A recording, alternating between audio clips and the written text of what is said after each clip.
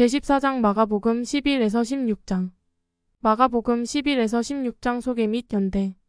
마가복음 11에서 16장에는 구주의 지상 성령 마지막 주에 일어난 사건들이 나온다. 11에서 16장은 그 일주일 중 며칠만을 다루지만 마가복음의 3분의 1에 해당하는 분량을 차지할 만큼 그 사건들의 중요성을 알려준다.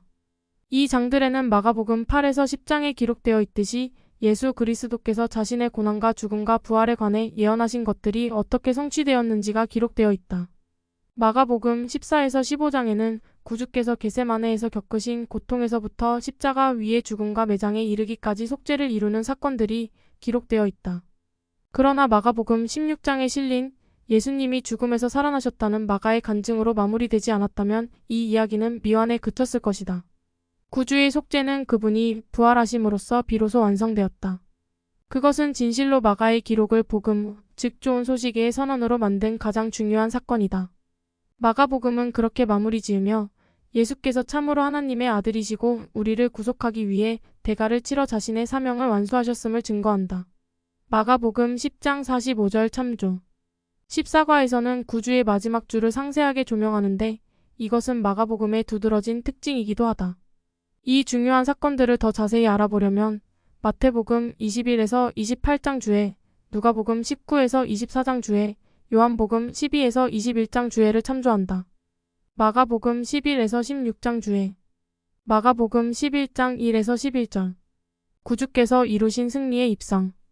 구주께서 예루살렘으로 승리의 입성을 하신 것은 본인이 메시아임을 공개적으로 선포하는 것이었다. 이 사건은 구약전서에 나오는 전통과 연관이 있으며 열왕기상 1장 38에서 40절, 열왕기하 9장 1에서 13절 참조, 또한 구약전서에 나오는 예언들을 성취한 사건이기도 했다. 시편 118편 25에서 26절 스가랴 9장 9에서 10절 참조. 승리의 입성에 관해 더 알아보려면 마태복음 21장 1에서 11절 주에를 참조한다. 마가복음 12장 28에서 34절. 두 가지 큰 계명. 마가복음 12장 28에서 34절에는 첫 번째로 가장 큰 계명이 무엇이냐는 서기관의 질문에 예수님이 주신 답이 기록되어 있다. 구주께서는 그 대답을 하시면서 구약전서에 나오는 두 성구를 인용하셨다.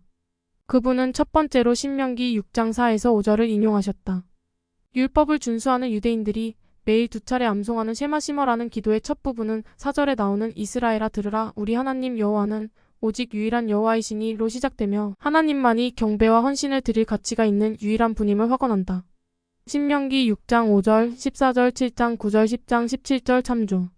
그런 후 구주께서는 레위기 19장 18절에 나오는 내 이웃 사랑하기를 내 자신과 같이 사랑하라를 인용하심으로써 이것이 두 번째로 큰 계명임을 분명히 하셨다.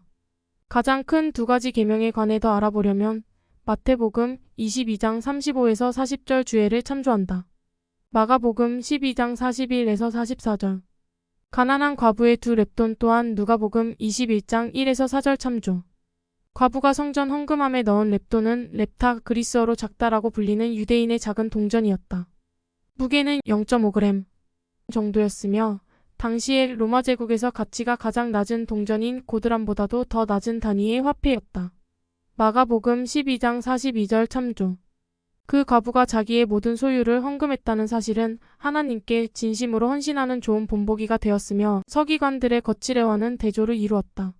마가복음 12장 38에서 40절 참조. 12사도 정원회의 제임스 이 탈메지 장로는 과부가 헌금한 돈이 비교적 적은 금액이었는데도 주님께서 그녀를 칭찬하신 이유를 다음과 같이 설명했다. 부자가 바친 헌금은 많지만 뒤에 남겨둔 것이 더 많으나 이 과부의 헌금은 그녀가 소유한 전부였다. 주님이 특별히 받아들인 것은 과부가 바친 적은 헌금이 아니라 그녀가 헌금과 함께 바친 희생과 진실한 마음의 정신이었다. 예수 그리스도 561에서 562쪽 탈메지 장로는 또한 이렇게 말했다. 사람이든 국가든 순수한 목적으로 기꺼이 제일 좋은 선물을 바친다면 그것이 다른 것들에 비해 보잘것없는 것일지라도 하나님 보시기에는 언제나 훌륭한 선물입니다. 더 하우스 오브 더 로드 레브 에드 1968-3. 마가복음 14장 1에서 2절, 10에서 11절. 예수 그리스도에 맞선 음모. 권력을 가진 위정자들은 구주의 성역 초반부터 그분이 자신들의 권력을 위협한다고 생각하여 그분을 죽이려고 했다. 마가복음 3장 6절 참조. 헤롯은 그리스도를 죽이려고 베들레헴에 있는 유아들을 학살하도록 명령했으며 마태복음 2장 16절 참조. 예수님이 예루살렘에서 성전을 깨끗하게 하셨을 때는 제사장들이 그분을 죽이려는 음모를 꾸몄다. 마가복음 11장 18절 참조. 이 비밀 결사에는 대제사장 직분에 있는 사람들도 포함되어 있었다. 마태복음 26장 3에서 4절 참조. 공개적으로 예루살렘에 들어가신 구주께서는 순식간에 살해 음모의 표적이 되셨다. 그 음모에는 가룟 유다가 구주를 살해 공모자들에게 팔아넘기겠다는 약속을 제사장들과 한 일도 포함된다. 마가복음 14장 1에서 2절, 10에서 11절 참조. 마가복음 14장 3에서 9절. 예수님의 매장을 위해 그분에게 향유를 부은 여인 또한 마태복음 26장 6에서 13절, 요한복음 12장 1에서 8절 참조. 요한은 마가복음 14장 3에서 9절에서 예수님께 향유를 부은 여인이 바로 마르다와 나사로의 여동생인 마리아라고 밝혔다. 요한복음 12장 1에서 3절 참조. 옥합은 향수로 사용되고 시체에도 바르는 방향제인 순전한 나드가 들어있는 병을 말한다. 마가복음 14장 3절. 그 여인은 예수님이 아직 살아계시는 동안 그분에게 기름을 부음으로써 그분의 임박한 죽음과 매장을 인정하였다. 구주께서는 그녀는 내 몸에 향유를 부어 내 장례를 미리 준비하였느니라 라고 말씀하셨다. 마가복음 14장 8절. 향유는 매운 비싼 기름으로 300데나리온 이상의 가치가 있었으며 보통 노동자의 약 1년치 임금에 해당하였다. 마가복음 14장 5절 참조. 제임스 이탈메지 장로는 이렇게 말했다. 보통 기름을 손님의 머리에 붓는 것은 손님을 존중하는 표시이다. 일반 기름을 손님의 발에 붓는 것은 특별한 관심을 나타내는 뜻이다. 그러나 머리와 발에 값비싼 향유 나드를 한 근씩이나 붓는다는 것은 왕에게까지도 대접하기 어려운 대접이었다. 마리아의 행동은 사랑과 존경의 표현이었다. 이 행동은 마음속 깊이 경배하고 사랑하는 마음에서 우러나온 아름답고 멋진 행동이었다. 예수 그리스도 513쪽. 구주께서는 세상 곳곳에서 그 여인의 행동을 말하여 그를 기억하게 되리라고 말씀하셨다. 마가복음 14장 9절. 이 일은 어떤 점 때문에 그토록 오래 기억할 만한 가치가 있는가? 그 베다니의 여인은 넘쳐 흐르는 감사를 표현했을 뿐만 아니라 구주께서 고통을 겪고 죽어야만 한다는 가르침을 이해하고 공개적으로 받아들인 첫 번째 제자로서 마가복음에 언급되었다는 점에서 돋보인다. 탈메지 장로는 마리아가 예수께서 자신의 생명을 희생해야 할 때가 가까이 왔다고 제자들에게 하시는 말을 들었을 수도 있으며 마가복음과 요한복음에 나오는 이 이야기는 마리아의 명확하고 진지한 의도를 암시해준다고 설명했다. 예수 그리스도 514쪽. 주님께 기름을 부은 마리아의 이야기에 관해 더 알아보려면 요한복음 12장 1에서 8절 주애를 참조한다. 마가복음 14장 15절. 큰 다락방. 마가는 마지막 만찬이 예루살렘에 있는 큰 다락방에서 열렸다고 기록했다.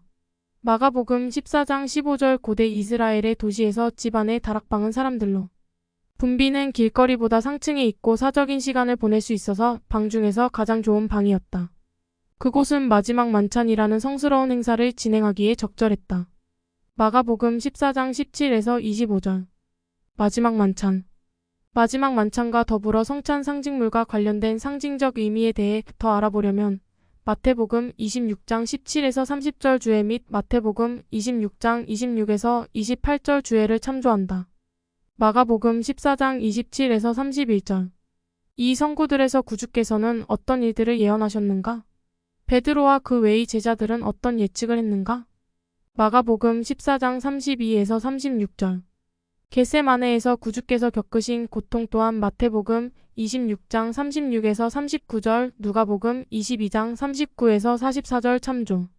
마가의 기록은 구주께서 실제로 가혹한 고통을 겪으셨음을 증거한다. 마가복음 14장 23에서 36절 참조. 이 구절에서 심히 놀라시며 so amazed로 번역된 그리스어는 경악, 경외, 큰 충격에 따른 놀람, 엄청난 비탄 등을 포함하는 감정의 범위를 가리키기도 한다. 슬퍼하사 베리 헤비로 번역된 그리스어 동사는 풀이 죽은, 낙심한, 번민과 슬픔으로 가득함 등의 뜻이 있다. 이 단어들은 깊고도 극심한 고뇌를 묘사한다. 구주께서는 자신의 영혼이 심히 고민하여 죽게 되었다고 말씀하셨다. 마가복음 14장 34절. 즉 괴로움이 너무나 격심하여 죽을 것만 같으셨다. 제임스 이탈메지 장로는 이렇게 말했다. 그리스도께서 동산에서 겪으셨던 고뇌가 얼마나 격심했으며 그 고뇌의 큰 뜻이 무엇인지 유한한 인간의 지성으로는 알 수 없다. 죽음에 대한 두려움 때문에 그가 괴로워했다는 생각은 잘못된 것이다. 그에게 닥칠 죽음은 그가 부활하시어 그를 보내신 아버지에게로 개선의 귀환을 하시기 위한 예비적 사건이었다. 그는 지상의 인간으로서는 아무도 상상할 수 없는 무거운 짐으로 시달리며 괴로워하시고 투쟁하셨다. 그것은 그로 하여금 모든 구멍에서 피를 솟게 하는 아픔을 느끼게 한 육체적 고통도 정신적인 고뇌만도 아니었으며 오직 하나님만이 경험하실 수 있는 영혼의 영적인 고뇌였다. 예수 그리스도 613쪽 12사도 정원의 닐 A. 맥스웰 장로는 속죄의 고통에 대해 말씀하면서 마가의 이 기록을 다음과 같이 인용했다. 겟세마네에서 고통받던 예수님은 처음에 의심이 놀라시게 되었는데 마가복음 14장 33절 그리스어로 위압당하여 놀란 것입니다. 이 세상과 다른 세상들의 창조주이신 여호와께서 놀라셨음을 상상해 보십시오. 예수님은 자신이 마땅히 해야 할 바를 알고 있었으나 경험에 의한 것은 아니었습니다. 그분이 속죄의 과정을 분명하게 속속들이 알았던 적은 결코 없었습니다. 그리하여 고난이 절정에 달하게 되자 그것은 그분에 비할 데 없는 지성으로 상상한 것보다 훨씬 더 힘들고 괴로운 것이었습니다. 과거와 현재와 미래의 모든 인간이 지은 죄의 축적된 무게가 완전하고 죄없고 감수성이 강한 영혼을 짓눌렀습니다. 우리의 모든 연약함과 병고도 또한 속죄의 일부였습니다. 엘마서 7장 11에서 12절 이사야 53장 3에서 5절 마태복음 8장 17절 참조 고통을 받던 예수님은 아버지에게 그 시간과 자니 자신에게서 물러가기를 간청하신 것뿐만 아니라 다음과 같이 적절한 언급도 하셨습니다. 이르시되 아빠 아버지여 아버지께는 모든 것이 가능하오니 이 잔을 내게서 옮기시옵소서 그러나 나의 원대로 마시옵고 아버지의 원대로 하옵소서. 이 마가복음 14장 35에서 36절 이 고통의 극치에서 그분은 혹시 수풀에 걸린 순양을 바라기라도 하셨겠습니까? 저는 모르는 일입니다. 그분의 고통, 무한대로 늘어난 그 어마어마한 고통으로 그분은 이후에 십자가에서 영혼의 울부짖음을 토해내기에 이르렀습니다. 그것은 버림받았기에 터져나온 울부짖음이었습니다. 마태복음 27장 46절 참조. 그런 중에도 예수님은 겟세마네에서 보인 숭고한 순종심을 그대로 간직하셨습니다. 그러나 나의 원대로 마시옵고 아버지의 원대로 하옵소서. 그 마태복음 26장 39절 기꺼이 순종하무 성도의 벗 1985년 7월호 78에서 79쪽. 예수님은 심히 놀라시며 심히 고민하여 죽을 것만 같으셨다. 마가복음 14장 33에서 34절. 마가복음 14장 36절. 아빠 아버지여. 예수 그리스도께서 아버지 또는 나의 아버지를 의미하는 아람어 에버아빠라는 말로 하나님 아버지를 부르며 기도하셨다는 내용은 마가복음에만 유일하게 기록되어 있다. 여지껏 그 어떤 경전에도 예수 그리스도께서 이런 방식으로 하나님 아버지를 부르셨다는 기록은 없었다. 구약시대에 하나님께 기도를 시작하는 전형적인 방법은 오 주 하나님, 오 만군의 주 하나님, 오 아브라함과 이삭과 이스라엘의 주 하나님, 우리 구원의 하나님이여 등을 말하는 것이었다. 그리고 나중에는 하나님의 주권, 영광, 은혜, 그 밖의 성스러운 속성의 경의를 표하는 직함을 장황하게 늘어놓으며 하나님께 이야기를 시작하는 경향을 보이는 사람들도 생겨났다. 구주께서 아빠 아버지여 라고 부르신 것은 그런 관습과 매우 대조적이었다. 그것은 단순하고도 심오한 말이었으며 하나님 아버지와 개인적으로 친밀한 관계임을 나타냈다. 구주께서는 자신을 따르는 이들에게 하늘에 계신 우리 아버지여와 같이 마태복음 6장 9절 하나님을 아버지로 부르며 기도를 시작하라고 가르치셨다. 12사도 정원회의 제프리 R. 홀런드 장로는 구주가 겟세마네 동산에서 자신의 아버지께 간구하신 것의 중요성을 다음과 같이 말했다. 모든 땀구멍에서 피가 나오고 입에서 고뇌의 외침이 나오던 인류의 역사상 가장 고통스러운 그 순간에 그리스도는 자신이 늘 찾았던 아버지를 찾으셨습니다. 마가복음 14장 36절 그 말을 언급하는 것조차 신성모독으로 여겨질 수 있는 지극히 개인적인 순간이었습니다. 극심한 고통을 겪는 아들과 그 아들의 유일한 참된 힘의 근원인 아버지께서 함께 속죄 과정을 지속하며 그 밤을 견뎌내셨습니다. 아버지의 손길 성도의 벗 1999년 7월호 19쪽. 또 다른 모임에서 홀런드 장로는 다음과 같이 덧붙였다. 마가는 예수님이 땅에 엎드려 아빠 아버지여라고 외치셨다고 기록했습니다. 이것은 추상적인 신학이 아닙니다. 바로 아들이 그의 아버지에게 간청하고 있는 것입니다. 아버지께는 모든 것이 가능하오니 이 잔을 내게서 옮기시옵소서. 이게 마가복음 14장 36절. 당신은 무엇이든 할 수 있습니다. 당신이 무엇이라도 할 수 있다는 것을 저는 압니다. 제발 이 잔을 제게서 옮겨주세요. 라는 자녀의 간청을, 더군다나 이렇게 완전한 자녀의 간청을 누가 거절할 수 있겠습니까? 마가의 기록에 따르면 그 기도 전체는 만약 가능하다면 이 시간이 그 계획으로부터 거두어지기를 간구하는 것이었습니다. 사실상 주님은 이렇게 말씀하셨습니다. 만일 다른 길이 있거든 그 길을 가게 해주시옵소서. 만약 다른 길이 있다면, 다른 길이 있기만 하다면 기꺼이 그 길을 받아들이겠습니다. 그러나 결국 그 자는 옮겨지지 않았습니다. 결국 주님은 자신의 뜻을 아버지의 뜻에 맡기고 이렇게 말씀하셨습니다. 내 원대로 마시옵고 아버지의 원대로 되기를 원하나이다. 누가복음 22장 42절 가르침 설교 병 고침 후 리아오나 2003년 1월호 21조 마가복음 14장 36절 2잔 구주께서는 자신의 속죄 고통과 죽음을 잔으로 표현하기도 하셨다. 마가복음 14장 36절 또한 마가복음 10장 38절 요한복음 18장 11절 참조 이 말은 오랜 역사를 지닌 경전상의 상징에서 나왔다. 잔은 하나님의 분노를 상징하거나 심판과 악인의 형벌을 나타내기도 했다. 시편 75장 8절 이사야 51장 17절 모사이아서 3장 24에서 26절 참조 이사야는 여호와께서 자신의 백성을 변호하시고 그들의 손에서 비틀거름 치게 하는 잔 곧 나의 분노의 큰 잔을 거두어 그들이 다시는 마시지 못하게 할 날이 오리라고 예언했다. 이사야 51장 22절 구주께서는 부활하신 후 니파이인들에게 다음과 같이 가르치셨다. 아버지께서 내게 주신 저 쓴 잔을 마시고 세상의 죄를 짊어져 아버지를 영화롭게 하였노니 이로 말미암아 태초로부터 모든 일에 아버지의 뜻을 담당하였느니라. 제3니파이 11장 11절 구약전서에는 분노의 잔 외에도 축복과 구원의 잔도 언급된다. 시편 16장 5절 23장 5절 116장 13절 참조구주는 우리를 위해 속죄라는 엄청난 대가를 치르고자 그 쓴 잔을 마셨으며 제3니파이 11장 11절 교리와 성약 19편 18절 그리하여 우리에게 축복의 잔을 건네줄 수 있게 되셨다. 고린도전서 10장 16절 잔에 관한 더 자세한 내용을 알아보려면 마가복음 10장 38에서 39절 주예를 참조한다. 마가복음 14장 38절 구주께서 마음과 육신에 관하여 하신 말씀은 우리 모두와 어떻게 관련되는가? 구주는 겟세마네에서 마음과 육신 간의 갈등을 다루는 방법과 관련하여 어떤 방식으로 모범을 보이셨는가? 마가복음 14장 50에서 52절 제자들이 다 예수를 버리고 도망하니라. 제자들은 예수 그리스도가 무장한 무리에 대항하여 자신을 방어할 능력이 충분히 있으셨으나 마태복음 26장 51에서 54절 야고보서 2장 15절 참조 그분은 그렇게 하실 의향이 없으시다는 것을 깨닫고는 두려워서 도망쳤다. 마가복음 14장 50절 참조 마가는 배 혼니부를 두른 청년이 구주를 따라가다가 그 무리에 있던 몇 사람에게 잡히자 배 혼니부를 버리고 도망쳤다는 내용을 자세히 기록했다. 마가복음 14장 51에서 52절 참조 후기 성도판 영문 성경 조셉 스미스 역에는 그 청년이 예수 그리스도의 제자였다고 나온다.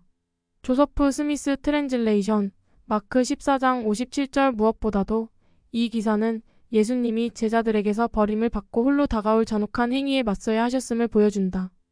마가복음 14장 53에서 65절 공회 앞에 서심 또한 마태복음 26장 57에서 68절 누가복음 22장 63에서 71절 요한복음 18장 19에서 24절 참조 마가는 예수님이 유대인의 공회 앞에 서신 일을 사복음서 중 가장 길게 기록했다. 마가복음에만 기록되어 있는 한 가지 중요한 세부사항은 구주에게 불리한 증언을 하던 증인들이 서로 상충하는 증언을 했다는 점이다. 마가복음 14장 56에서 59절 참조 모세 율법에서 사형을 선고하려면 확실한 증거가 적어도 두 가지는 있어야 했다. 따라서 예수님에 대한 고소는 무효였다. 민수기 35장 30절 신명기 17장 6절 19장 15절 참조 그리고 대응할 가치가 없는 거짓 앞에서 구주께서는 침묵하셨다. 마침내 대제사장 가야바가 예수님께 노골적으로 물었다. 네가 찬송받을 이의 아들 그리스도냐? 마가복음 14장 61절 마가복음에 기록된 다음과 같은 구주의 단어는 사복음서 중 가장 솔직 담백하다. 내가 그니라. 이 강력한 답변에 더하여 예수님은 이렇게 말씀하셨다. 인자가 권능자의 우편에 앉은 것과 하늘 구름을 타고 오는 것을 너희가 보리라. 마가복음 14장 62절 구주께서는 이 말씀에서 경전에 나오는 예언을 인용하셨다. 해당 구절은 인자가 하늘 구름을 타고 와서 라고 나오는 다니엘 7장 13에서 14절과 메시아가 하나님의 우편에 앉으실 것이라고 나오는 시편 110편 1절이다. 또한 마가복음 12장 36절, 13장 26절, 16장 19절 참조 자신에 대한 이 증언으로 그분은 메시아, 즉 인자로서 자신의 사명을 분명히 전하셨다. 구주께서 하신 증언은 자신을 재판하는 공회에게 전하는 경고이기도 했다. 그분은 자신이 왕좌에 앉아 그들을 심판할 때가 오리라는 것을 말씀하고 계셨다. 구주의 대답은 그분이 당면한 고통을 넘어서서 미래의 승리, 특히 아버지에게로 승천하고 미래의 영광 중에 올 날을 내다보고 계셨음을 보여준다. 예수는 그 앞에 있는 기쁨을 위하여 십자가를 참으사 부끄러움을 개의치 아니하시더니 하나님 보좌 우편에 앉으셨느니라. 히브리서 12장 2절 신성 모독죄에 관해 더 자세히 알아보려면 마태복음 26장 61에서 66절 주애를 참조한다. 마가복음 15장 1에서 2절 네가 유대인의 왕이냐? 마가복음 15장 1에서 2절에 기록되었듯이 유대인 공회는 로마 당국의 대표자인 빌라도에게 예수님을 데려가기로 결정했다. 공회는 예수님을 신성 모독죄로 기소하려 하지 않았다. 그런 것은 로마 당국이 관심을 두지 않는 유대인의 문제였기에 그들은 로마 제국의 지도자들이 중대한 사안으로 여기는 반역죄로 예수님을 기소하려 했다. 만일 유대인 공회에서 예수님을 신성 모독죄로 판결하여 모세 율법에 따라 돌로 쳐 죽인다면 레위기 24장 14절 참조, 예수님을 믿는 수많은 사람들이 폭동을 일으킬지도 모를 일이다. 마가복음 12장 37절 참조. 그런 민간 소요가 일어난다면 로마 당국은 가혹한 응징을 가할 것이었다. 하지만 만일 유대인 지도자들이 예수가 스스로 왕이 되려 한다고 로마 당국을 설득한다면 로마 당국은 그분을 가이사에 대한 반역자로서 처형할 것이다. 누가복음 23장 2절 참조. 마가복음 15장 23절. 모략을 탄 포도주를 주었으나 예수께서 받지 아니하시니라. 구약 전서에는 죽어가는 사람의 고통을 덜어주기 위해 포도주를 마취제로 사용하는 유대인의 관습이 암시되어 있다. 잠언 31장 6에서 7절 참조. 마가는 구주께서 십자가에 못 박히시기 직전에 모략을 탄 포도주를 마시라는 제의를 받았다고 기록했다. 마가복음 15장 23절. 예수님은 감각이 둔해지거나 십자가에 못 박히는 고통을 줄이기를 원하지 않으셨기에 의도적으로 그것을 거절하셨다. 그분은 의식이 있는 상태로 나머지 속죄의 고통을 포함하여 모든 것을 경험하기로 하셨다. 마가복음 14장 25절 엘마서 7장 11에서 13절 참조. 마가복음 15장 34절. 엘리 엘리 라마 사박다니 나의 하나님 어찌하여 나를 버리셨나이까. 또한 마태복음 27장 46절 참조. 마가는 구주께서 돌아가시기 직전에 하신 말씀을 원래의 아람어로 기록하고 그 번역문도 함께 실었다. 나의 하나님 어찌하여 나를 버리셨나이까. 마가복음 15장 34절. 마가는 자신의 복음서 초반에도 몇 차례 이런 식으로 기록했는데 마가복음 5장 41절, 7장 34절, 14장 36절 참조. 아마도 아람어를 이해하지 못하는 로마인 독자를 배려하여 그렇게 했을 것이다. 버림받은 것에 대한 구주의 울부짖음은 시편 22편 1절에 기록되어 있듯이 자신의 죄로 괴로워하는 다윗의 외침을 떠올리게 했다. 예수 그리스도께서는 죄를 짓지 않으셨기에 하나님 아버지로부터 영적으로 분리된 적이 없으셨으나 십자가 위에서 우리의 죄를 대속하기 위한 고통을 겪으시는 동안에는 그 끔찍한 분리를 경험하셨다. 이사야 53장 5에서 6절, 고린도후서 5장 21절 참조. 예수 그리스도는 평생 하나님 아버지의 영을 풍성하게 누리셨다. 조서프 스미스 트랜질레이션 잔 3장 34절 참조하지만 그 영이 물러나자 그분은 가장 큰 아픔과 슬픔, 고통을 느끼게 되셨다. 하나님 아버지께서 계속 내미시던 손길을 이처럼 거두어 가신 것은 그리스도가 온전히 승리를 거두는데 꼭 필요한 일이었다. 제프리 R. 홀런드 장로는 하나님 아버지께서 자신의 영을 아들에게서 거두어 가신 이유를 다음과 같이 전했다. 온 영혼의 확신을 담아 저는 주님께서 참으로 그분의 아버지를 온전히 기쁘게 하셨으며 온전하신 아버지께서 그 시간에 그분의 아들을 버려두지 않으셨음을 간증드립니다. 오히려 그리스도의 지상 성역을 통틀어 이 고뇌하는 최후의 고통의 순간보다 아버지께서 그분의 아들에게 더 가까웠던 적은 없었다는 것이 제 개인적인 믿음입니다. 예수 그리스도의 숭고한 희생은 완전했으나 고독했으며 하나님 아버지는 예수님에게 위안이 되었던 그분의 영을 잠시 거두셨습니다.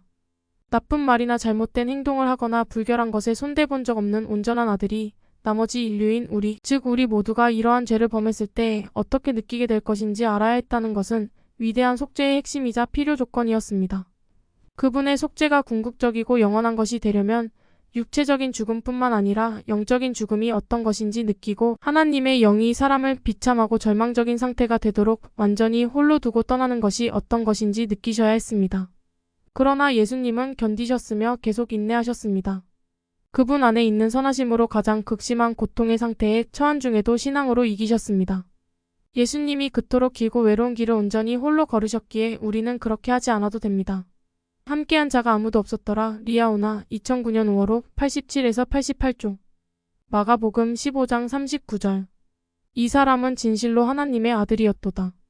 이 사람은 진실로 하나님의 아들이었도다. 마가복음 15장 39절.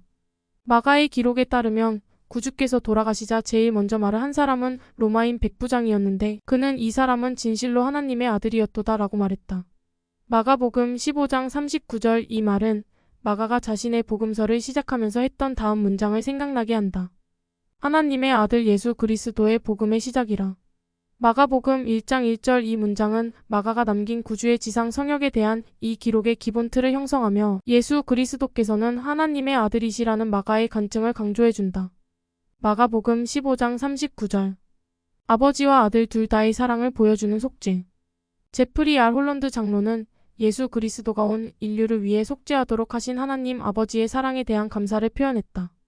저는 부활하신 주 예수 그리스도에게는 물론이고 예수님의 참 아버지, 곧 속죄와 구속이 이루어지던 그 시간에 그분의 장자이며 온전하신 아들의 희생을 받아들이시는 것으로 모든 자녀들을 축복하여 주신 우리의 영의 아버지이자 하나님이신 그분께 감사를 드리고 싶습니다.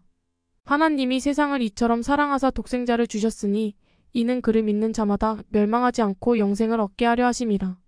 그 요한복음 3장 16절. 부족하지만 저도 한 사람의 아버지입니다. 그러나 저는 하늘에 계신 하나님 아버지께서 사랑하는 아들이 그토록 심한 고난을 겪으며 십자가에 달리시는 것을 바라보아야 했던 그 짐을 감히 이해할 수 없습니다. 당장 천사를 보내 멈추게 하려는 생각이 온 마음에 가득하셨을 텐데 하나님 아버지께서는 개입하지 않으셨습니다. 그분은 그리스도의 죽음이 아담과 이브로부터 세상 끝날까지 모든 자녀들의 죄를 대신 갚고 구해낼 수 있는 유일한 방법이었기 때문에 그것을 바라보시며 참아내셨습니다. 그 쓴잔에 위축되지 않으셨으며 불완전하고 부족하여 넘어지고 너무 자주 목표를 놓치는 우리를 포기하지 않으셨던 완전하신 아버지와 그분의 완전하신 아들에게 저는 영원히 감사드립니다. 아버지의 손길. 리아오나 1999년 7월 16쪽. 마가복음 16장 1에서 7절. 그가 살아나셨고 또한 마태복음 28장 1에서 7절, 누가복음 24장 1에서 8절, 요한복음 20장 1에서 3절 참조. 마가는 자신의 복음서를 시작하면서 예수 그리스도의 복음의 시작이라 라고 마가복음 1장 1절 기록했다. 즉 예수 그리스도에 관한 좋은 소식을 시작한다는 말이었다. 궁극적으로 이 복음서는 예수 그리스도의 속죄 희생과 부활에 대한 마가의 간증이기에 그의 기록은 좋은 소식이다. 하워드 W. 헌턴 회장 예수 그리스도의 부활이 그토록 중요한 이유를 다음과 같이 설명했다. 그분의 부활이 없다면 예수 그리스도의 교리는 장황한 교훈적 말씀이나 이해할 수 없는 기적이 되어버립니다. 궁극적인 승리가 없는 말씀과 기적일 뿐인 것입니다. 그러나 궁극적인 승리는 궁극적인 기적에 있습니다. 왜냐하면 인류 역사상 처음으로 죽은 사람이 불멸의 상태로 일어났기 때문입니다. 그분은 하나님의 아들, 우리의 불멸의 하나님 아버지의 아들이었으며 그분이 육체적 및 영적 죽음을 극복하신 승리는 모든 기독교인들이 입으로 말해야 할 좋은 소식입니다. 그가 살아나셨고 여기 계시지 아니하니라. 마가복음 16장 6절. 이 간결한 말씀은 역사상 가장 중요한 사건, 곧 주 예수님의 부활을 알리는 말씀입니다. 셋째 날에 그분은 온 인류의 구주이며 부활의 첫 열매로 다시 살아나셨습니다. 이 속죄의 희생을 통해 모든 사람은 무덤에서 구원을 받고 다시 살게 된 것입니다.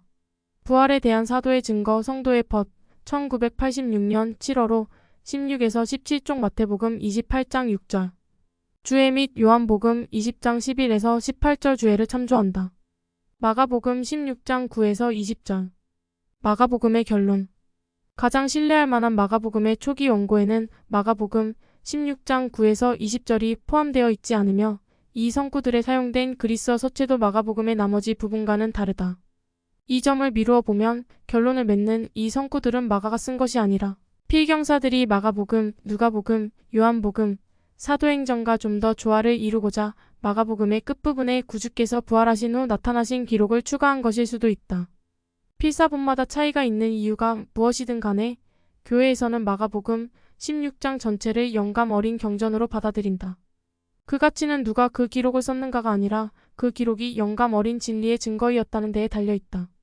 디모데후서 3장 16에서 17절, 베드로후서 1장 21절, 교리와 성역 68편 4절 참조. 마가복음 16장 11에서 14절. 처음에 믿지 않은 제자들. 제1회 장단의 제임스 이 파우스트 회장은 제자들이 처음에 예수 그리스도께서 죽음에서 살아나셨다는 사실을 그토록 믿기 어려워했던 이유를 다음과 같이 설명했다. 십자가에 달려 무덤에 묻히신 예수께서 영화로운 존재로 다시 지상에 오신 것을 사도들이 믿지 않았다 하여 그들을 과도하게 비난해서는 안 됩니다.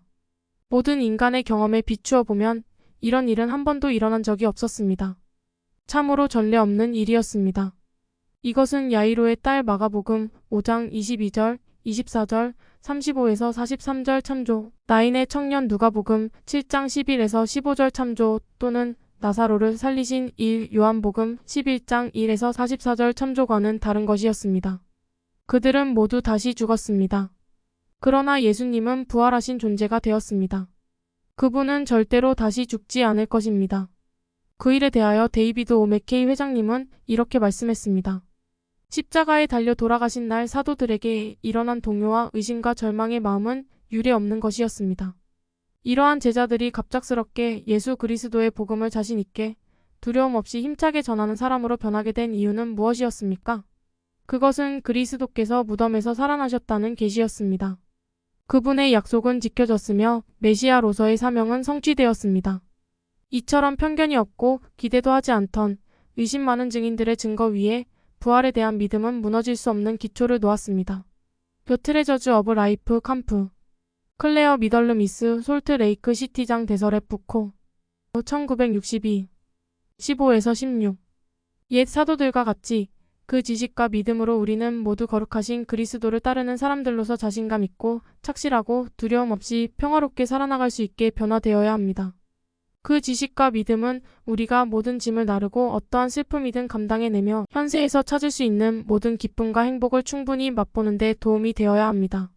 거룩한 속죄의 은사, 성도의 벗, 1989년 1월호 14에서 15종. 마가복음 16장 16절. 침례의 필요성. 침례의 필요성에 관해 더 알아보려면 요한복음 3장 5절 주예를 참조한다. 마가복음 16장 17에서 18절. 믿는 자들에게는 표적이 따르리니. 마가복음 16장 17에서 18절에 기록되어 있듯이 구주는 제자들에게 그들이 신앙을 갖고 나아가 복음을 전하면 기적이 따를 것이라고 약속하셨다. 기적은 언제나 믿는 사람들에게 일어나기 때문이다. 12사도 정원회에 델린 H. 옥스 장로는 믿는 이들에게는 표적이 계속 따를 것이라며 이렇게 가르쳤다. 많은 기적이 매일 우리 교회의 사업과 우리 회원들의 생활에서 일어납니다. 여러분 중 많은 분이 기적을 목격했으며 아마도 여러분이 깨닫는 것보다 더 많을 것입니다. 예수 그리스도의 참된 교회에서는 신권 권능이 일으키는 기적이 늘 존재합니다. 몰몬경에서는 하나님은 방편을 마련하사 사람이 신앙을 통하여 능한 기적을 행할 수 있도록 하셨다고 가르칩니다. 모사이아서 8장 18절 그 마련된 방편은 신권 권능이며 야고보서 5장 14에서 15절 교리와 성약 42편 43에서 48절 참조. 그 권능은 신앙을 통해 기적을 일으킵니다. 이더서 12장 12절 모로나이서 7장 37절 참조 경전에는 그러한 기적이 많이 실려 있습니다. 엘리야가 과부의 아들을 살린 것과 베드로가 다리 저는 사람을 치유한 사례는 성경에 나오는 잘 알려진 예이며 열왕기상 17장 8에서 24절 사도행전 3장 참조 이외에도 많이 있습니다. 스펜서 W. 킴볼 회장님은 12사도로 봉사하던 시절에 다음과 같이 말씀했습니다. 오늘날 우리에게는 상상 이상으로 많은 기적이 일어납니다. 우리에게 어떤 기적이 일어납니까? 계시, 시험, 방언의 은사, 병 고침, 특별한 인도와 가르침, 나쁜 영을 쫓아냄 등 온갖 기적이 일어납니다. 그런 기적은 어디에 기록됩니까? 교회 기록, 일지, 뉴스 및 잡지 기사, 많은 사람들의 마음과 기억 속에 기록됩니다. 거티 서그니피컨스 어브 미러컬즈 인 더 처치 터데이 인스트럭터 덱 1959, 396. 우리 대부분은 우리 개인의 삶과 사랑하는 이들의 삶에 일어나는 기적들을 잘 알고 있습니다. 그런 기적에는 출생과 죽음 및 기적적인 병 고침이 포함됩니다. 이 모든 것은 주님께서 현대의 은혜의 이름으로 믿는 자 모두에게 기적과 표적과 기이한 일을 보여주리라 라고 말씀하신 약속의 성취입니다. 교리와 성약 35편 8절 미러컬즈 앤선 전 2001 6, 8에서 9. 마가복음 16장 19절. 하늘로 올려지사 하나님 우편에 앉으시니라. 또한 누가복음 24장 51절 사도행전 1장 9절 참조. 마가복음 16장 19절은 신약전서 내에서는 구주의 승천을 기록한 첫 번째 기사이다. 이 성구는 구주께서 전에 하늘에 계신 하나님의 우편에 앉겠다고 하셨던 말씀이 성취되었음을 알려주는 기록이다. 마가복음 12장 35에서 36절, 14장 62절, 시편 110장 1절 참조 제1회장단의 휴. 비 브라운 회장은 예수 그리스도의 속죄에서 절정을 이루는 사건인 승천의 중요성에 대해 다음과 같이 기록했다. 우리는 역사 기록상 가장 위대한 이야기가 그리스도의 속죄라고 믿는다.